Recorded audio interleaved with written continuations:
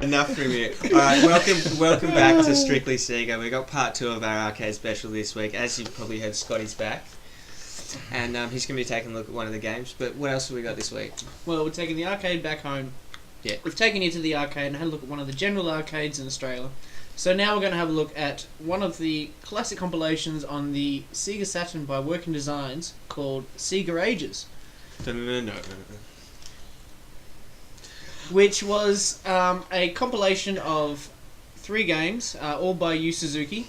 All of these were which released also in Japan and in complete style, weren't they? They had full textures and full graphics.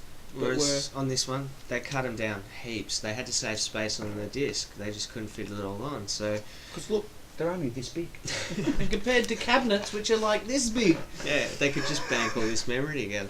So they did things to compensate with that, like they've used the rocks from Outrun in Space Harrier and stuff like that. Correct. Yeah, and they've also used the same graphic engine in all 3 games, whereas they are totally different graphic engines in the arcade. Brought out within over a 3-year basis. So yeah, anyway, I'm doing Space Harrier. Afterburner 2. And keeping the best for last, Outrun. So yeah, enjoy, we'll see you at the end. Enjoy. So here we have Space Harrier. It's set in a fantasy zone, a surreal world composed of bright colours and a checkerboard style ground. It's a rail shooter, and you're forced forward and have to shoot and dodge items coming towards you on a sort of parallax 3D. It's very exhausting on the old thumb if you haven't played it for a while, but hey, it's classic and you can't argue with that.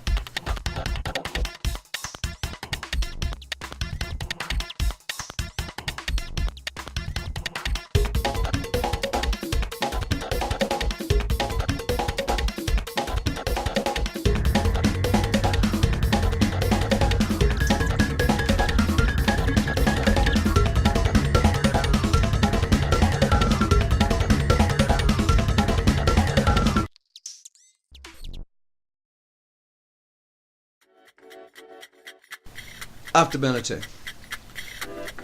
What can I say to give this game any credit? It's basically Afterburner 1 with some very, very minor changes. Loved Afterburner 1. Absolutely adored it. Played it until basically I felt like I was arthritic. Absolutely caned a lot of my pocket money playing this game in the arcades when I was a kid. So I was sort of really looking forward to sit down and having a bash at this one on the arcade. Very stilted. Very slow, very halting. Where do we start? Obviously allowing for a game that's compressed to fit on a console as opposed to arcade, it does slow things down, it makes things rather different. But, the background.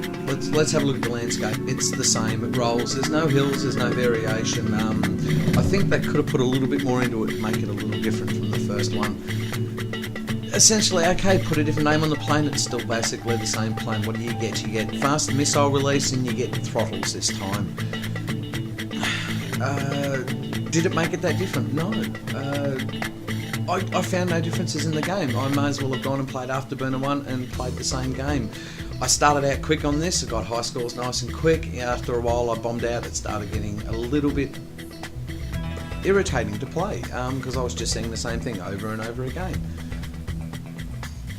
You get lost in the clusters a little bit. Look, a good example is we've got some screenshots coming up here. Get into amongst a bunch of planes, let go some missiles, and all of a sudden you've got big clouds of smoke. You can't see what's coming at you, and you get taken down, and there we go. You're back into it again. This become touch annoying. Around about your highest, getting into the mid stages, for example, was where it was starting to get a little difficult, a little quick, and this would happen quite often, and it just got annoying having to start it all over again, and you get back to the same place to do exactly the same thing. Things that you miss. The pitch and yaw. Touch halting. You want to pitch to the left, all of a sudden you're sitting there and there's a missile that you were trying to avoid. It's got you. The clusters of planes, the patterns too easy to predict, but you do tend to lose focus on them after a while because you're so busy watching the cluster of missiles coming at you or being distracted by the boring background. Harsh criticisms aside, still a fun game to play if you really don't expect anything different from Afterburner 1.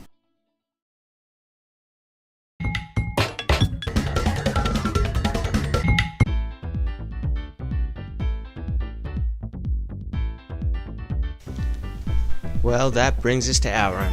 And if you ask me, we're saving the best for the last year. I think most of us have picked up Outrun at least one stage in our life. But I don't think many of us have sat down and really got the chance to get good at it.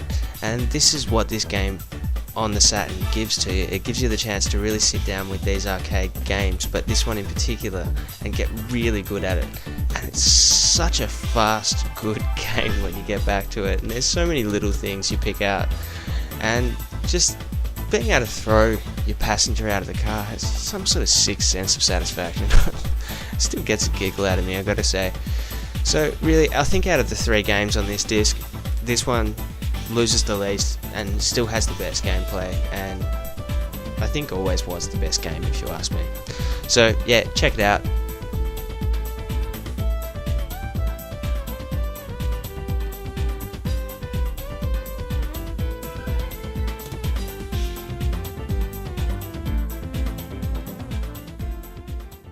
So we're back.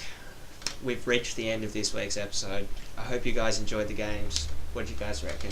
Had a ball. Oh, mate, what a great time we had at the arcade, eh? Oh, mate, that brought back some memories. Yeah, yeah, definitely. Yeah, had a heap of fun. I actually like some of the new games that are out there at the arcade, but I was missing some of those snowboarding and skateboarding games they had last time I was there. Was just a few old classics I really sort of wanted to see them. They weren't. Like Sega Rally, come on, let's be honest, it was a mess. Yeah. But why didn't they have Sega Rally, even Sega Rally Revo or anything? There wasn't any Sega Rally 2. Seriously, 12 banks of Daytona and no Sega Rally 2? 8 banks of Daytona, but well, still 8. Yep. Yeah. Yeah. So the games we took a look at in Sega Ages, look, although they're not 100% up to scratch from the arcade versions or what they got in Japan, it's still good to have. The gameplay is still great. I mean, you can have fun. I loved it. Love playing Space Harrier. It's good. It can be a bit repetitive after some time, but most arcade games are. They're meant to just, you walk up, you put $1 in, you play it till you get bored of it, and then you move on to the next machine. But, but it's good to have these on the Saturn. We really enjoy playing them still. Oh, it was good fun. Yeah. What about you? What do you think of Afterburner 2?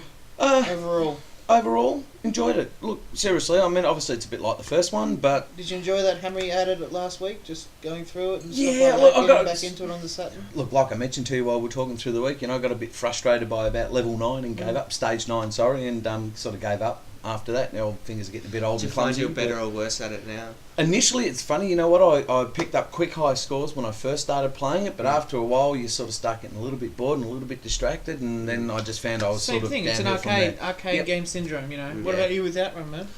I mean, you're going back to the start of the game every time and playing it through arcade style. If it's what you like, it's really good. But the thing I have to say, as I said previously, it is fast, it's good, and it's really hard. Yeah. But overall, that was our show. I hope you enjoyed it this week. As always, we entice you to comment, rate, and subscribe. Big thanks to Scotty for coming in and having a look at the game and coming out to the arcade. We'll have to do that again sometime. Oh, definitely. Thanks for having me, boys. And it was our pleasure of popping his YouTube virginity. We enjoyed it as much as he did, I'm sure. Anyway, thanks for watching, guys. See you next week. Take care, guys. Final episode next week, guys, for the series. We'll be back. See you then.